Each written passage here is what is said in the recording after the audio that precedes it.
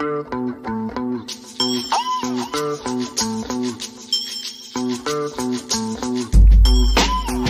to That's Why Podcast with Anna and Patricia, the show where we arouse your curiosity while we dull your senses. Hi, Patricia. How are you? I'm great, Anna. How are you? I'm doing good. Today we are talking about gratefulness and being thankful in celebration of Thanksgiving. We wanted to talk about what we're happy and thankful for. I would like to start with a term that's used called the Hedonic Treadmill. This was such an important topic for us, right? We were actually really excited to talk about this because the Hedonic Treadmill is a metaphor for the human tendency to pursue one pleasure after another. That's because the surge of happiness that's felt after a positive event is likely to return to a steady personal baseline over time. Basically, baseline is we're coming down from the joy. It also says that the hedonic treadmill, also known as the hedonic adaptation, is the observed tendency of humans to quickly return to a relatively stable level of happiness, despite major positive or negative events of life, or of life changes. So that was really important when we were going to talk about this topic, because I feel like, especially right now in our society, there's so much negativity. And so it's getting harder and harder to find things to be thankful for because the things that are hard and challenging are overweighing those things that we should be thankful for. Do you think the things that are hard and challenging are things we create? Because if we lived in the world 100 years ago, they were like, what? You have an appliance that does your dishes and your laundry? And you don't need a horse and buggy. And you're not going to die from an infection or a fever? Is the society we live in harder, or is it we're making it more difficult? I'm I'm picking up what you're dropping, because I feel like we're getting desensitized and we're getting so used to having too much. I mean, people used to have so many kids because chances are half of them may not have survived. People used to have to deal with death so much more, right? Now a woman can actually give birth and survive. And that's not to say that these things don't happen still, but nothing like it was over 100 years ago or whatever. And yes, I think that it's the perspective in which we carry these days that we take something because we really have it good. I can't complain, and I still do. I think based on what you told me earlier today, people around you might give you stress. Those are temporary things. But thank goodness I don't have to live with them. Yes. Yeah. What you go through at home or just within yourself, overall you are happy, right? Yes. Do you feel like you go through ups and downs? Like a roller coaster? But you know what? Absolutely, Anna. But what you were just alluding to, it is not that my life itself is so terrible. It's my perception of how I'm processing whatever is happening in my mind. And when I don't exercise emotional strength, I take things to another degree that doesn't really have to go there. You know, let's say my job is challenging, yet I'm only 10 minutes away from home. I come home. I don't have to till the soil from having freaking dealt with a drought or whatever all day and then go home to no food. Like, I have a lot of amazing things, a warm roof over my head. Now, going back to this term of hedonic treadmill, in the movie Happy that we both like, right? Guys, that movie Happy, you got to see it. It used to be on Netflix. Unfortunately, it's not anymore. I haven't watched it for many years, so I just remember some clips of it. But it's a documentary about the world and how different societies perceive happiness. Some languages don't have the word depression in their language. Yeah. In the vernacular. So one of the interesting stories is that they were talking about, statistically, a person who makes $5,000 a year is let's say someone makes, to make it a little bit more realistic for people in the United States, someone who makes $15,000 to $20,000 a year is way below the poverty level, right? Where you could probably not really afford the essentials even, right? You making more money would make you happier. That was proven. But people, once their needs were met, right? You had a roof over your head, you had food in the cupboards, and you had food on the table, you had warm clothes, and all those things that are basic needs. People that went from 20,000 to, let's say, 45 to 50, their happiness went up exponentially. But then people that were making 50,000, that were given 150, 200, maybe even 300,000, weren't that much happier, because at that point your needs are met and now you're pursuing your wants. And I don't think you can ever get everything you want. Yeah. But you can certainly get everything you need. Did you hear about the CEO? I forgot his name, but he took $1 million pay cut and paid himself $75,000 a year, and then also bumped up everybody to a salary of like $75,000 a year. I got to look him up, and what's inspiring about him is a lot of other CEOs and executives were telling him, don't do this. Like, that's ridiculous. You know, the disparity between the CEOs and the workers was, obviously somebody who's the CEO of a company is always going to make more, and that used to be the case. But even in I want to say it's the 1940s, 1950s, that is when it took a huge jump.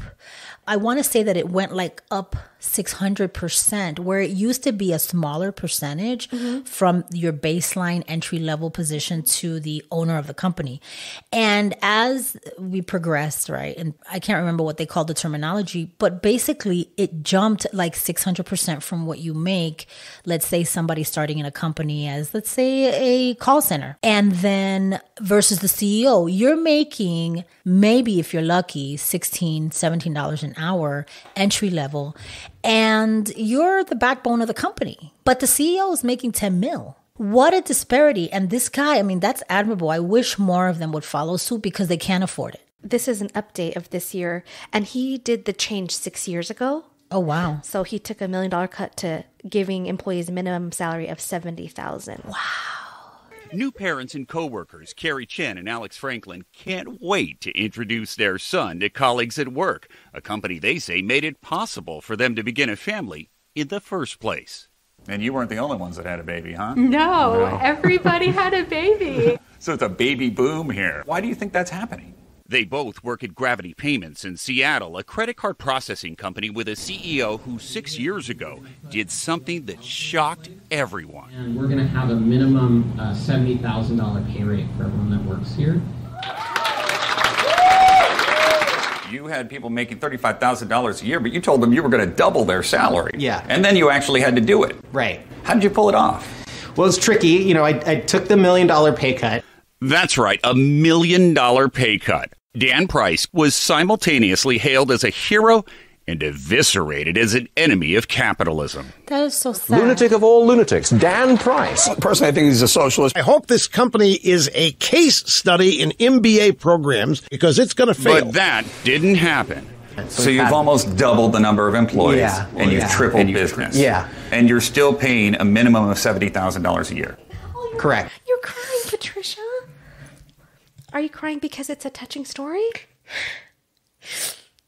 That's, I'm sorry. Oh my God. I didn't even know why that made me so emotional. But here's this young guy who obviously, if more of the world, because you know what, Anna?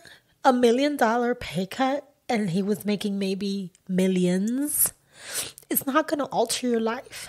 But boy, did you impact the lives of so many people. And if more of them did that, we would be in such a different place. Absolutely. Right? And we would never tell someone, like, give up everything you worked for. Exactly. That's not what we're saying. But we're also saying what you have, the 5 houses, the yacht, it really affects everybody else around you. And the disparity and the difference between the incomes is significant. Again, all the people's lives that he changed, because I'm going to tell you right now, since I got this job and I'm making more money than I've ever made, I have had the luxury. Thanks, Anna. Anna's giving me a tissue. I'm sorry. I didn't even know that was going to happen, but that's okay. Let's be grateful. I have been able to do things that I would have never been able to do on my previous salaries, like something as simple as, so my sister who lives in Florida and her daughter and the grandkids, my sister's in New York now with her son, and he really needs her. He's going through a rough time. And now my niece, her daughter, wants to fly out there with the kids, and they can't afford it. And I was able to say, you know what? I'll pay for one of them. So to alleviate the stress. And what good is money if you can't enhance, obviously, your life and other people's lives? Totally. He just touched so many people by that decision, which probably didn't alter, again, his world that much. But boy, he impacted. And as a result, these people will be able... Can you imagine having your salary doubled? Wow. Like... Can you imagine going through and buying groceries and seeing a mom who's struggling with her kids? And she's like, come here, stand still. And she's buying all this groceries and her bill's $300. And for you to be able to say, you know what, I got you. Yes. Wow, what an amazing world that would be. Anyway, that's what comes to mind to me. Yeah, I don't not spoil myself. I just spent $200 for makeup I didn't need and some other stuff. And I'm like, wow, how fun can this be? But at the same time, I want to give back. It's more motivating, you know? So, we live in Salt Lake City. We're near Park City.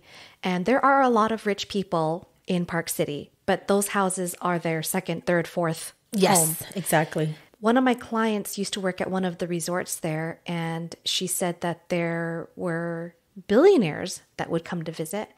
One particular family came and they just wanted to have puppies for the week that they were there. They bought these puppies for like $3,000 each.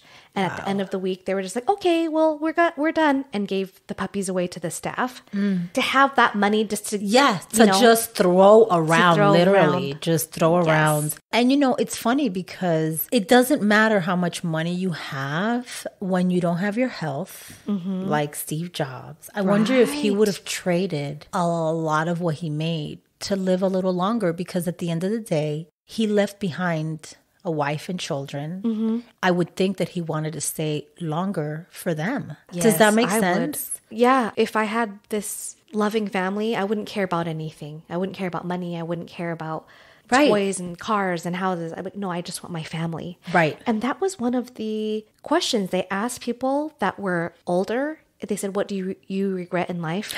And they said, like, I regret not spending more time with the people I loved. That's interesting. So my son's girlfriend said she read something, and I think it's online, where it's the 5 biggest regrets for people that had 12 weeks to live. Something like that. It was titled something like that.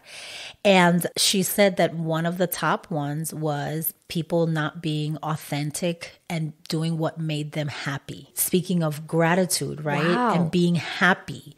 Because a lot of times we live for other people and we're just doing, and not in the right way, One of the regrets was, and it was 100% men that said, I wish I wouldn't have worked so hard and would have spent more time with my family. Exactly. Yeah.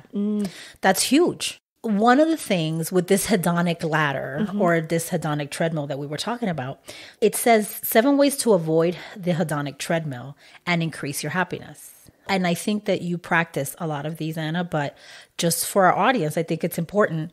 So the first one is practice daily mindfulness. So what does mindfulness mean to you? For me, it's kind of mindless. When I wake up in the morning, I don't think about things. I just do it. So for me, it is being mindless. Present. Well, I would call that being present. You're here. You're here in the moment and you're doing, versus audience. When you can't sleep at night, why? Your mind is where? Playing what you Candy had to Crush. do. That's what I do. I'm like, Candy Crush. I got it. I got an hour that's free. Okay, keep going. And but when I can't sleep at night, and I hear this from a lot of people, it's because their mind is on what's going to happen tomorrow, on what happened 2 weeks ago, on something unresolved, which is not happening in the moment. They're not present. They're not there. you're being present. And I think that that's what really, I would say that that's what true. Mindfulness is. Now, this is different than mindfulness, but I think it goes along the lines of practice loving kindness meditation. You meditate. I need to meditate more, but yes. Okay. And I think, doesn't it put you in a state of, I mean, when you get out of it, yes. yeah, it's amazing. Yes. Number 3 is develop a more optimistic nature. Yes, definitely. Have you been with people that you're like, oh, so you're going to go to the store and they're like, yeah, and it's probably not going to have anything that I want. And you're like, yo, you know what I mean? Like they are very pessimistic about everything. Number 4, accept your emotions, whether they are positive or negative. So again, accepting yourself. Number 5, set meaningful goals. And you know what's funny? I spoke to my girlfriend today and she's like, you sound good. What are you doing? Are you cleaning? And I was like, how did you know? Because you're happy when you clean. I'm happy when I clean. I love cleaning and organizing because it's such an immediate gratification. You can see immediately, obviously, what you're doing is coming to fruition. And you know what I'm saying? And so, but the goal that I set to clean my office, I just set that one goal. And I know that doesn't sound like a big deal, but so many times we put 10 things on our list and we didn't even get to 2 of them. And so we feel like crap. But if you just do the one thing and say, okay, this is what I'm going to do. And if I accomplish it, I feel great. That puts you in a state of mind. Is it okay to feel accomplished when I watch a movie on my Netflix list and I get to delete it and I feel accomplished? I'm like, oh yeah. Right? Do you feel that way? Like, not only do I feel that way, but I'm going to be honest. You know how I get around the guilt? It is me time. And then when you're like, oh, I get to remove this from my list. And you're like, done. One less movie to watch. Yes. I love it. Yes, Anna. It's goals, okay to small goals. That is goals. Okay. Okay, number 5 is set meaningful goals. I think me time is so essential, whether it's me or me time is me being here with you. You know, this podcast has been amazing in my life. And I'll have more to say on that when we close. Okay, number 6 is put more effort into your relationships. That is what I need to do. Elaborate on that. Esther Perel, which I've mentioned before, her name, she's amazing. And she has said the quality of your life is based on the quality of your relationships. Oh my goodness. I listened to a podcast of hers and she did something that's called friend therapy. Oh. Where instead of doing marital therapy, you bring your friend. There were 2 guys on it and they were friends for a while, but they slowly kind of drifted apart and they were able to figure out why, because nothing drastic happened for them to drift apart. But what happened is one guy was insecure because his friend was able to make friends easily, kind of moved on and then, you know, have a bigger social circle. Because one guy was, I think he was Indian and one guy was white. And he was like, well, you kind of have the quote unquote, you know, white privilege. And he was just like, oh, I didn't think about that. So they almost felt like they were unrelatable in those senses. Interesting. But they were both insecure about the other person. Like, well, that person is not better than me because they were proud of their accomplishments, but they felt like they weren't enough, you know? But Interesting. And then Esther Perel, what I loved, she asked them a question and he said, okay, well, you know, I felt this way. And then the other person was like immediately responding and she was like, shh, sit on it. And she made them just be silent for like, I think it was like 20 or 30 seconds. Wow. To sit on those emotions. Yes. Because we always want to jump in and be like, okay, you know, I got it. I'll fix it. Let me just do it. Or something along the lines of, if you're like, Patricia, you know, it really hurt me that you got here late. And, well, you know, there have been other times that you've been late, right? Oh, yeah. You know what I'm saying? Like, we do that as human beings all the time instead of sitting on it and understanding the energy that you're coming from with that and letting our ego down. I think the ego is always quick to respond, but if we sit on it, I love Esther Perel, but I think she's right, Anna, about those relationships. I mean, I'll send you the link please. To the friend therapy. I think you'll like it. Well, Anna has helped me through some difficult times. And, oh, I don't want to cry. Oh my gosh, this is such an emotional show. Can we just take a commercial break? No, just kidding. I don't know. It was like commercial music. I'm sorry. I don't know. That was. But Anna, you have been there for me and you helped me accomplish a dream. And I want to thank you for that. Oh. And you are part of those relationships that I cherish. You're a treasure. My friends are a huge treasure. Obviously, there's a default. My family, my husband, my children, my sister, but my friends have helped me through times that I don't know if I really would be here if it wasn't for them. And I appreciate that so going back to your question about how do you nourish, you reach out, you send a message, how are you? Because you do that for me. You've been wonderful that way. And I can only imagine that you're like that with the other people in your world. And it's giving them ample time, calling them, texting them. We are all busy and we can't always nourish all the relationships the way we want, but keeping a connection alive when you're together, being present like this and talking, we had such a good time eating. Oh my gosh, how long did we ate for like 2 hours? I felt like it, huh? It was a long time. Because I was like, oh, I just want a small bowl. And then I finished Peter's bowl. I was like, oh, I can't stop eating. You know what? I got hungry all of a sudden. So anyway, but that is definitely one thing in keeping in touch. And I think you're great at that. Oh, thank you. You are amazing like that. You have a huge circle of friends. I hope my friends know how amazing they are. And if you're not listening, you ain't my friend. I'm just kidding. Oh, no. But my friends know how amazing they are to me. So, okay. So number 6 was put more effort into your relationships. And then the last one, number 7, was develop your gratitude habit. I feel like that was such a great choice of words to put, a habit, because just like it's a habit, it turns into a character flaw to constantly be complaining. Oh, wow. Do you know what I mean? Like, I'm going to the store. Oh, yeah, I probably won't find anything that I need or whatever. It's also, I'm going to go to the store and being present. When you get there, see if there's nothing that you need and then maybe move on to the next thing. But it's a habit to be positive, just like the opposite is true. Yeah. Do you know what I'm saying? I knew a person that was like that, where everything happened and it was, oh, the world is against me. Yes. They're always the victim. No one's getting you. No one wants to get you. Okay. You'll be fine. Yes.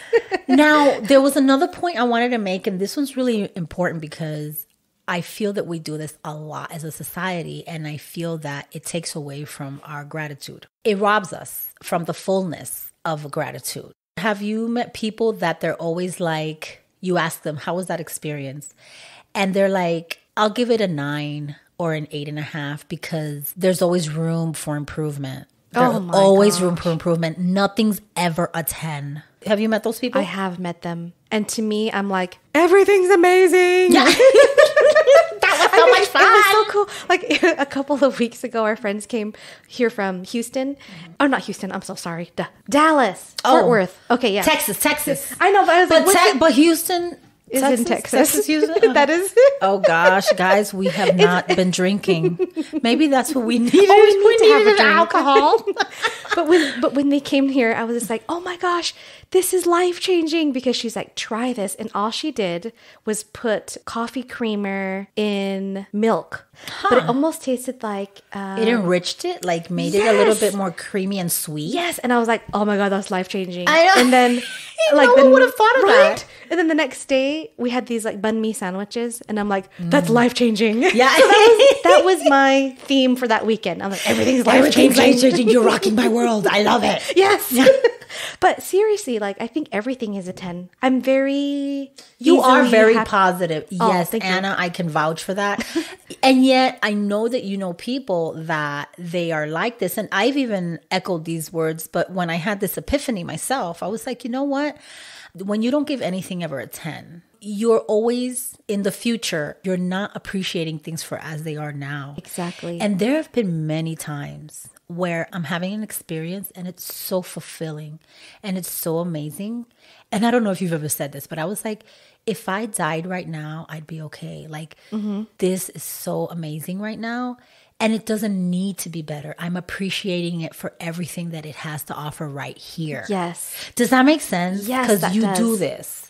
So for those of you who have this philosophy, you might want to reconsider, because I think you do miss the fullness of the moment when you're always like, well, it could have been better like this. And you start breaking it down instead of saying that was just amazing. Incredible. The way it was. Yeah. And so that to me is part of creating a habit of gratitude and thankfulness. Do you have gratitude even if it's a situation that was negative or something that was not happy, even though that was shitty? I would have to say no. Okay. I'm not there yet. I feel like I still have a lot of growth to be able to walk away from a situation if it's not going my way or as painful as it is. And it depends on the situation. Let's say you missed your flight or the flight was canceled and now you had to, what are you going to do? Okay, I used to work for JetBlue and you used to be able to fly for free, and sometimes I didn't get bumped often, but I got bumped on occasion. And I have met the most amazing people in airports. And I don't know what it is about me, but everywhere I go, they gravitate to you. People be telling me their dark secrets. You sound like a 6-year-old smoker. Yes. So tell me, honey, how did you get here? And it used to bug me out. I was like, why is it that people be spilling the beans? I do love talking to people, and I feel that I am somewhat approachable. But I think one of the other things in those scenarios is they'll never see me again. even though we'll say we'll keep in touch or find me. But they'll never see me again. And people have a fear of opening and being vulnerable, meaning letting people in, right?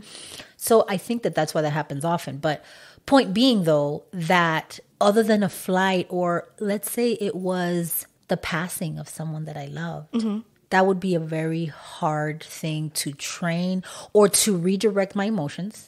Not that I'm grateful, obviously, that this happened, but what can I focus on? And I'm not there yet. I'm not emotionally enlightened or mature or strong enough to be able to be like, okay, I'm going to focus on that I'm grateful that I knew them and all those good times, because I get lost in the feeling. When you have your emotions, do you feel like you peak really high and you drop down low?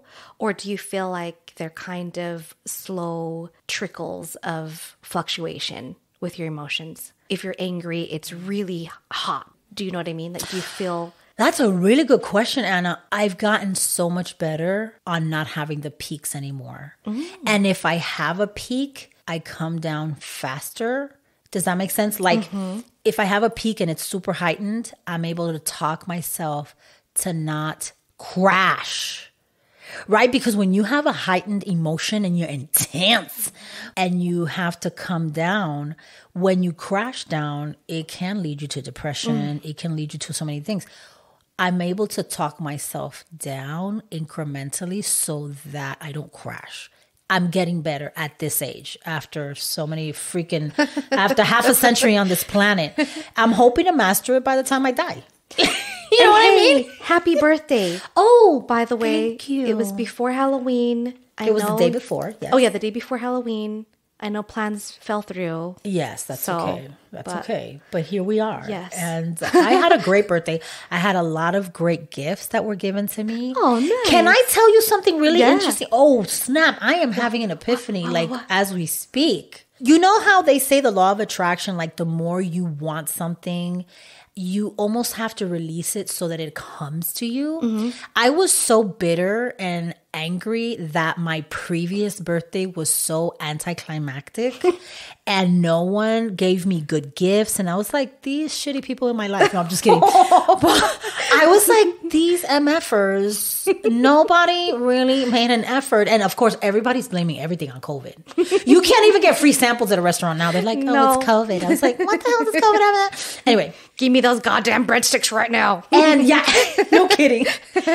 And this year, I went into it with no preconceived notions. I was just happy that I'm alive one more year. You know what I say about birthdays, right? Do never complain about getting older because the alternative is dying young. Yes. And so I was like, you know what? I'm just happy to be alive. Whatever comes, I'm good.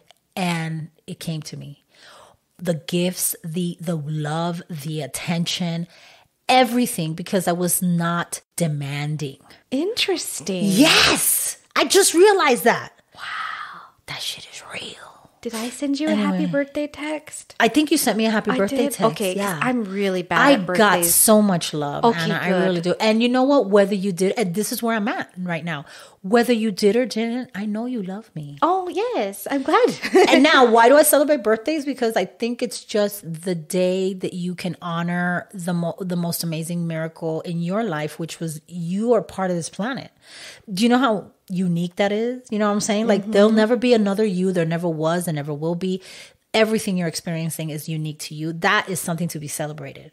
I am not only grateful to the typical gratitude of my family, my husband who works really hard for us, my children, my sister, my friends, but I am grateful that I have grown so much and that I live in a time that at my fingertips, I have all the knowledge to be a better person than I used to 20 years ago. And I'm grateful for technology. Seriously. You know what I mean? Wait, so before technology, before cell phones, and you had to call someone, or even if like you'd block your number, star 6-7 or star 6-9. Oh, I'm sorry. I'm thinking about something else. Okay, one of those two. Remember? Yeah. Or, I mean, yes, technology has come a long way. Yeah. And we're very appreciative of that. I am. That's true. Sure. For sure. Okay. I have access. I've learned so much, not only through this podcast, but others. I'm grateful for the podcast world. I am grateful for, of course, friends and family. And I'm grateful for my health because now that I'm 39, I see how fragile our body is. Because Peter, I thought he injured his leg, but it's actually his back, L4, L5, and S1. And I see how fragile our body is, but at the same time, how resilient it is. Yes. You know, right? like some person can get shot 7 times and survive, but then you walk weird and you broke your foot, or you broke your leg, or you tripped, hit your head, and now you're dead. You're like, whoa, right? Yes, yeah. So in a way, it's like yes, like we appreciate everything that happens, but then for the technology, for the medical research, for all of these things, I appreciate that. I'm happy living in this era. Yes, I really am too. Yes. This is why I get shocked when people are like, these are the worst times ever. I was like, really? Are you kidding me? I don't see it that way. Remember Black Death? Yeah. Well, and who was it that said? Was it Albert Einstein? And I'm sorry if I'm ruining this, people, but audience, you can correct me. He said, whether you see or like if you see the world as a negative place or a positive place, it's really how you see it. It's neither, you know? And so I am so grateful to be here at this time. Me too. Yeah. I agree. And I'm thankful and grateful for us talking about this and sharing it with all of you guys. And thanks for letting me get all verklempt. Oh, gosh. And I'm sorry I was laughing. I was watching the computer screen and I turned around. I thought you were laughing. When so I was like she laughing turned around, at I you. was covering my mouth because I was trying to not get all emotional and I couldn't help it. And I was like, and are then you she's laughing? like, are you laughing? And I was like, no. And she's like, damn, you aren't laughing. But that's a great story about the CEO and that was amazing. Thank you for sharing that. Yeah, you're welcome. All right, guys, if you would like to be a part of our show, we would love to hear from you. Ask us questions and share your story. We'll give you our unfiltered, unprofessional, unqualified advice. Record an audio clip and send it to that'swhyshow@gmail.com. Follow us on Instagram and Facebook. And please follow, subscribe, and write us a review. What is our inspo quote? Our inspo quote is very interesting because even though it sounds like it has nothing to do with gratitude, I feel like it does, right? Anna, yes. we discussed this and it says, just because someone carries it well doesn't mean it's not heavy. I admire those people that despite whatever trials, whatever things they're going through in life, they carry it with grace and strength, and they almost uplift others because they're thankful people and they're present and they try to have a positive attitude, which is everything we've discussed right now. And I feel like if we were to incorporate those characteristics, we would be a more thankful society. Great way to end this Thanksgiving episode. Absolutely. And Anna, thank you for having this. And as always, peace, love, and dark chocolate. Yay. Bye. Bye.